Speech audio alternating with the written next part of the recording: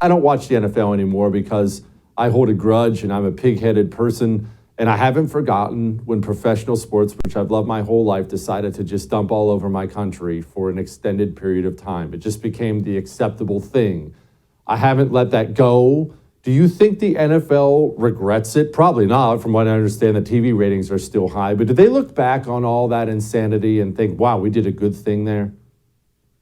I don't know if they think they did a good thing. I think that the reactions were knee-jerk. I think that the attention Colin Kaepernick received was one man impacted the entire league in a way that I'm not sure should have happened. But when you get down to topics like police brutality, racism, Black Lives Matter, I think everyone sort of cowers and everyone feels guilty for whatever reason, even if they have absolutely nothing to do with any of the issues of the day. It's interesting. I talked to Nate Boyer recently. He is a former Seahawk, had a cup of coffee with the Seahawks, but he actually met with Colin Kaepernick before Kaepernick knelt for the first time. Nate Boyer is a former Green Beret, gave a lot of time and effort to his country, obviously risked his life for his country, and discovered that Colin Kaepernick was sitting on the bench during the anthem and wrote an open letter to Colin. And Colin said, come visit me. I'm going to be doing a preseason game down in San Diego. Come visit me. Well, they sat down together along with Eric Reed, another guy who knelt. And Nate said, look, here's the thing. That anthem, that flag, those things matter to me. I've seen my friends come home with a flag over their coffins. And to his credit, Kaepernick said to him, is there a way you think I can do my protest? Because I'm going to stick with this, that would not hurt or offend the military. And he said, well, usually, when we see a casket coming home and you think of church, you think of God, you think of prayer, we kneel. And so he decided to kneel. So that was, I think, a step in the right direction, but it's still, it just, let's be honest about this, folks. People sitting down watching a football game want to unify. They want to hear that national anthem and sing it with pride. They want to love their neighbor next to them, whether they're rooting for the same team or not. They want to release from the everyday stresses. They want to enjoy that battle on the gridiron. And they don't want young men who have never gone to war to preach to them about how they should feel about the flag. Yeah, that's one of the things that honestly that bums me out about it, and I miss that about it. I think sports is important for every society. I don't think it's just a game. I realize it's a game, but there's a reason tiny tribes have sports. They have sport. Mm-hmm. It helps bring people together. It's part of what brings people together. And now, I don't know, maybe I'm old-fashioned, maybe I'm just stupid. I feel like we've lost that with the new version of America's athlete. This is not universal, obviously. I know there's a bunch of them, but there's so much of that now. It's a turnoff for me. Yeah, I think that you are not alone. I really do. This term woke that's going around, right? It's not just new, it's been going around, but it is reaching into every aspect of our lives. Academia, even kindergarten, sports, film, television, news, you name it. And we are, we're looking at a new Peter Pan trailer. We're looking at Roald Dahl books that are being rewritten to accommodate people. And so I think that this is turning a lot of people off to a lot of things. And when you push that hard on something that people feel strongly about, they're bound to push back. And so in this venue, I think pushing back means turning off the television. I have a tough time watching the NBA anymore. I really do. I don't disagree with you on that. And it breaks my heart too. I can't help but remember Whitney Houston singing the national anthem before the Super Bowl when we started the Iraqi war. And I think we all had chills. We all had goosebumps. I remember 9/11, how we all locked arms and said, never again. And we're not going to forget. And we love this country. And Democrats, Republicans, independents can all stick together. And that seems to have just dissolved. It does seem to have dissolved. And I'm not sure how we get that back. And maybe we can't, but you're the sports expert. I'm not. You've been doing this your whole life. Can we? Is there a way to come back from that? Because it is very political now. People say don't make it political. It's a political issue. It's a cultural issue. I think one of the most troubling, and I will take flack for saying this, Jesse, but I'm going to say it anyway. I think one of the biggest mistake might be the wrong word. One decision that has really had a lot of impact on sport all over the country is when the NFL decided to play two national anthems. Now, there is one national anthem in this country because we are one nation. So we have one song. But they just, they discovered that this Black national anthem spoke for a lot of Black people in America. So Lift Every Voice and Sing is now part of the formula before every Super Bowl. Now, I was at a girls' high school basketball game recently, and to mark the beginning of Black History Month, they did not play the national anthem as they normally do. They played only the Black national anthem. Some people cheered wildly about that. I felt like, why are we doing this to ourselves? Why are we dividing ourselves? We can all acknowledge we live in the same country. We have a national anthem, and that's the anthem that plays at the Olympic Games, and that's the anthem that represents our country. Why are we doing this? And I would posit that the NFL really is responsible for bringing that into. Now, for some people, they may think it's a great thing. I don't have any problem with the song. It's a beautiful song. But to suggest that it is the Black national anthem suggests that we have two nations here, not one. And I think that's quite divisive.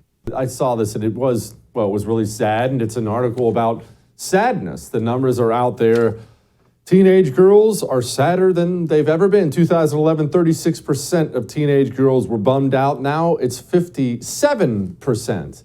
Look, I've seen the numbers for young men out there too. The young men are also struggling with this sadness, listless feeling of depression. I realize this could be a 10-hour-long answer with both of you, but I'm going to give you both a chance to answer it. Libby, why? I think there are probably a number of factors that go into this, but we can't discount the fact that kids are not being taught how to actually do anything. Right? We teach kids about their social and emotional well-being. We teach them all of this nonsense, and we don't give them any skills.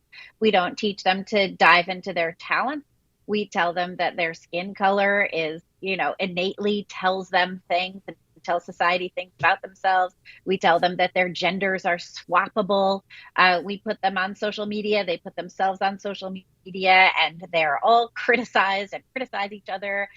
Friendships are not forged in real life, they're forged online. And in so many cases, those are false friendships. So it's really, sad for this. If I had a teenage girl, I would tell her what I tell my son, which is go outside and play, go use your imagination, put the phone down, get some books, figure out how to do things, figure out how to make things. Confidence comes from ability and skill, not from just being told that you're fine.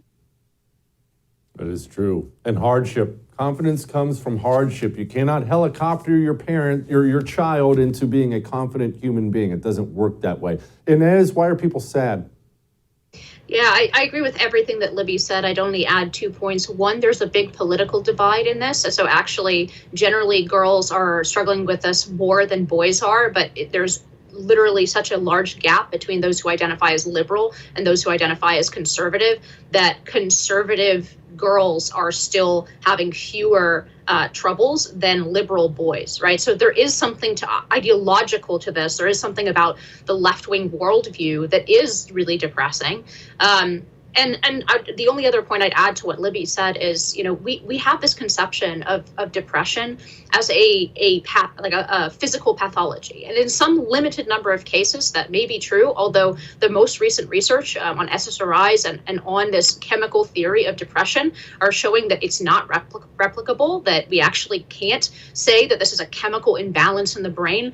I think therapeutic sort of answers have taken the place of either theological, metaphysical, philosophical answers to questions about the human condition. And of course, being online has made all of this worse. There is a clear connection with uptick in terms of adolescents having more anxiety, reporting more anxiety, more depression since the advent of the iPhone in 2007. There's like a very sharp uptick. So having that in your pocket all the time clearly is detrimental to the mental health of young people.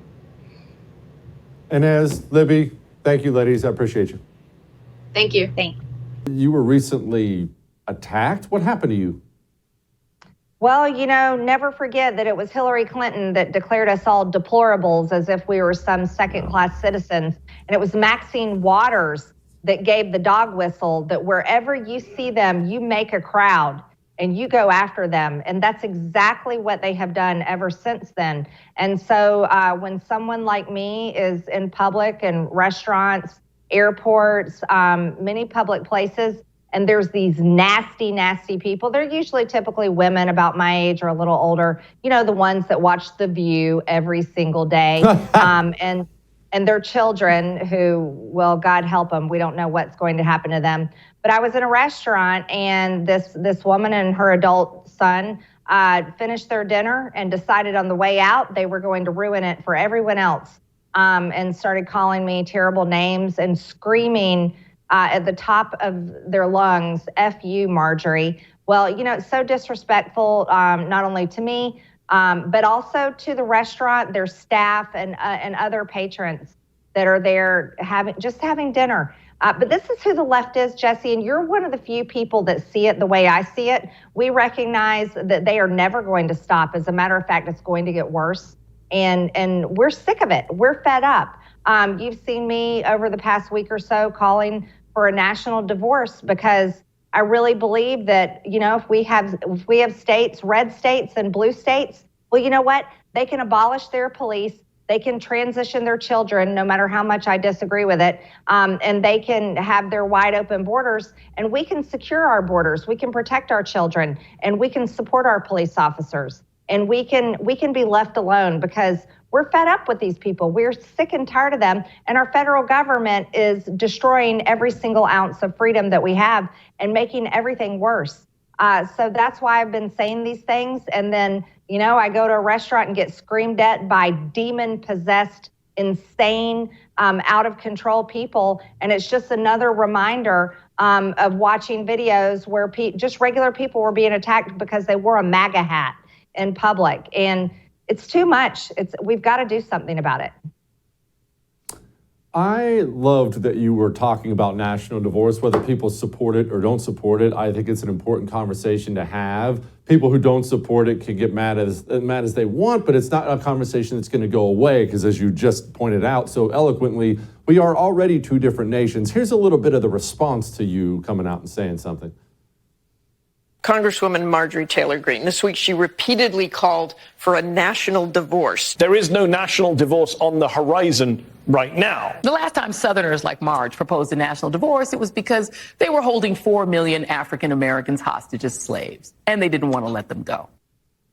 Wow. Okay, what I don't understand, Congresswoman, is why don't they want to divorce us? As you pointed out, sad as it may be, they hate us. Okay, the feeling is mutual, at least on my end. I'm not telling everybody to feel that way. I hate you, you hate me. Why are we living together? Why are we still married? Why don't we go our separate ways? Well, certainly we've been trying to kick them out of the bedroom and make them sleep on the sofa for some time now, Jesse, but they just don't seem to get the message. Those same people that are criticizing me for saying, hey, I need my own safe space from all of you people are the same people that are shoving their policies and their disgusting woke ideologies down our throats.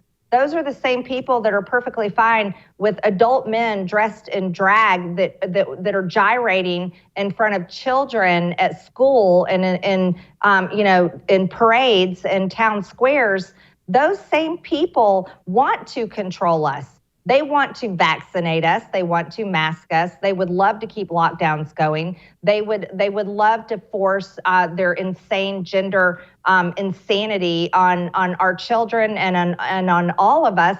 And they won't leave us alone. They will not leave us alone because they don't respect us, Jesse. They don't respect us. They don't recognize that we're equal to them, even though they preach equality all day long, every single day, to the point where it's not equal anymore. And they don't want us to have our own states. They don't want us to have Republican red states that have power. And they don't want a reduced federal government because they're the party that have learned to weaponize the government against conservatives all over America.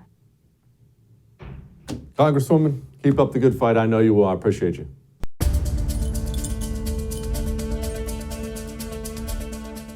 They need more ammunition, more long-range precision weapons, and yes, fighter jets. This and the issue really is that right now they're dying, every day they're dying. So what we are waiting for seems to still be attached to this, I would argue, overcautious concern related to nuclear weapons. Overcautious related to nuclear weapons? Joining me now, my buddy BK, Brian Kimber. He's host of the World News with BK podcast, also former Air Force PJ. BK, I don't know why everyone's stressing about nuclear weapons. I don't see what the big deal is. Yeah. Jesse, I tell you what, I'm looking at this with growing alarm. I'm watching what's going on in Bakhmut. These are some of the worst casualties we've ever seen in the history of warfare. You know, you go back through the great battles of history and the Somme, Verdun in World War I, Antietam in the United States, Gettysburg. We're rapidly approaching that if something isn't done in that city, and that's just in that one battle. This is a human tragedy in my eyes. It does, and I don't care whose side you're on. I think Ukraine should be able to defend themselves the best they can. But this is hundreds of thousands of people dying in a year. And in that city alone, Jesse, we're talking tens of thousands of casualties in a matter of weeks. And this is a whole new era of warfare. It's drone warfare. This is bogged down into an artillery bombardment, and there's no end in sight. Zelensky is vowing to fight to the end. I've been seeing some of the chatter on Telegram channels where various Ukrainian commanders are like, we are putting new recruits into these trenches, and we're looking at a average of like sometimes 4 hours of a recruit lasting in Bakhmut before they're killed, 1 day at best. And they're just throwing these young kids into the meat grinder. Russia's doing the same thing. Vladimir Putin is clearly out of his mind. Jesse, as I've told you a long time ago, I don't think this ends unless something is done internally about Vladimir Putin. And overall, I don't even like watching the social media videos anymore. It's a human tragedy. We're not even talking like ISIS people, factions killing each other, right? We're talking about Ukrainians, like physics professors, teachers, electricians, engineers. Those are the people now taking up arms to defend their country, and they're all just getting obliterated. And it's shocking to see. As a half Ukrainian myself, my people are from there. 100 years or so ago. It's devastating. It is. It's horrible. I think about the Russian troops too, because they're grabbing these guys and constricting them in there. You're right. The videos, I don't like them anymore. BK, I've gotten to the point in this whole thing where I hate Vladimir Putin. I hate Zelensky pretty much just as much. I only care about the people, and I want the thing to end. What I can't figure out is how it ends. We very clearly are not going to stop, and as long as we're pouring America's military equipment into there, Ukraine can go on a while. Putin can't afford to stop, or he's going to get murdered. So how does this end? It's unclear. Our Secretary of State, Antony Blinken, was just over at the G20 meeting. He was able to not have an official meeting with his counterpart. That's Sergei Lavrov, longtime foreign minister of Russia. And they basically had a little bit of an aside, and Blinken said, basically, hey, we want you to stop. And Lavrov basically said, well, we're not going to. And Blinken said, well, neither are we. And then it was like, okay. And I guess that's what we're doing. So everybody's dug in. And I don't know what it's going to take. Now, China is now hosting basic summits, and they are looking at nations like Saudi Arabia, who has stayed neutral. But Saudi Arabia is now making significant contributions, humanitarian, but still. And this is a geopolitical war that affects everything it touches. And I just don't see how it ends until. And Jesse, even when it does end, who wins? Nobody's going to win. If Russia prevails, they're going to inherit a giant wasteland. If Ukraine prevails, they will have to deal with decades and decades of rebuilding that country. And there's just no winners here.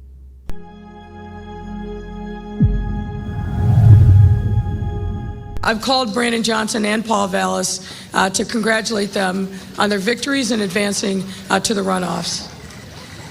We were fierce competitors in these last few months, but I will be rooting and praying for our next mayor to deliver for the people of the city for years to come. Oh, Lori Lightfoot isn't going to be mayor of Chicago anymore. That's too bad, isn't it? I love when these people get fired. It brings me such joy. Joining me now, my friend Catalina Lauf ran for Congress. She's now the founder of the Defense of Freedom PAC. All right, Catalina, I live in Houston, well, the burbs. You're up there in the belly of the beast. Why isn't Lori Lightfoot going to be mayor anymore? You know what? Because one of the few things that unites all of Chicago is the fact that we love our Portillo's Italian beef. That's the best one here in the city. And our mutual disdain for Lori Lightfoot. You could ask anybody, even if they weren't even into politics, of what they thought of Lori Lightfoot, and they would say she's an absolute disgrace. And it's very sad to see that the city that was so magnificent for so long, you know, over the last 4 years has seen such a destruction because of her lack of leadership, her empty promises, her corruption, and most notably her horrible TikTok videos that we will all not miss. But yes, crime has gone up, businesses have shut down, corporations have left in droves. The city is in complete destruction because of Lori Lightfoot and her cronies. And it's time that we have new leadership in to really rebuild. And it's going to take a long time. And it shows you that elections really have consequences because of the amount of destruction that she was able to, her lack of leadership rather, because of the crime rates. Again, police retirements up over 200%. Because of all of that, it's going to take a long time to rebuild. And I'm hopeful that a new leader, a new mayor can do that.